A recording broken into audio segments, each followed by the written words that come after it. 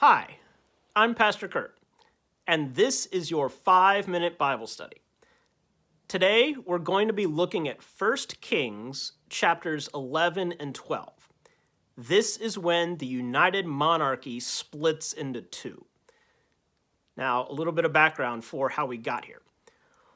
When the people first entered the Promised Land and got themselves settled, they were the 12 tribes of Israel. And at first, they were initially kind of ruled over by the judges. Well, soon they say, we want a king, we want a king. All the other nations around us have a king, we want a king too. Even though they were supposed to have seen God as their king. Well, God warns them that human kings are flawed and broken and sinful and often power hungry, but the people still say, we want a king. So they get a king. They get King Saul. And King Saul unites the 12 tribes into one united monarchy. And this lasts under the reign of King Saul and King David and King Solomon. But when we reach this point in the story, King Solomon has died, and his son Rehoboam is now king. It is during Rehoboam's reign that the united monarchy splits into two.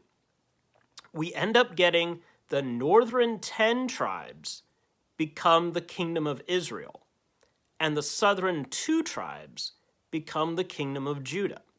So Israel is much larger than Judah is, but Judah has the capital of Jerusalem in it.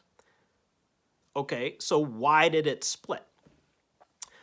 Well, when Rehoboam became king, he heard word from some of the people living in the north, from a man named Jeroboam.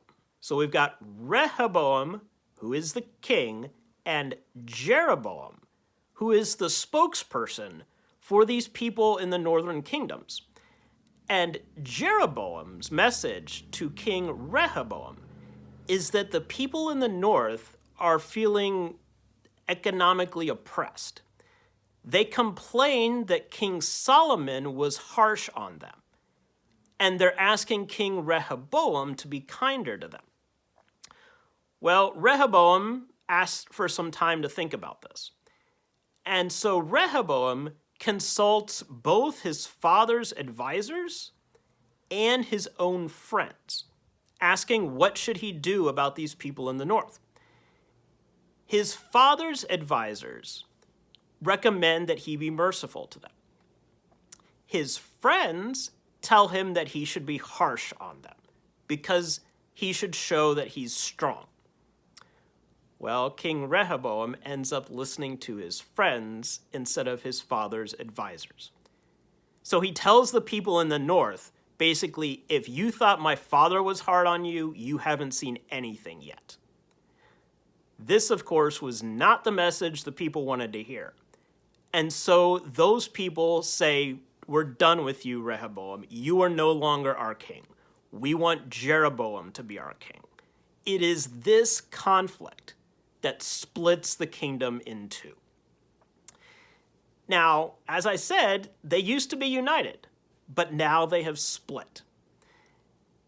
And as we read about this split in the monarchy, how now we have the kingdom of Israel in the north and the kingdom of Judah in the south, we can easily wonder, where is God in this? Did God intend for this split to happen? Did God intend for all of this political stuff to be going on? Well, whether God intended it or not, God is still at work. For example, look at our world today.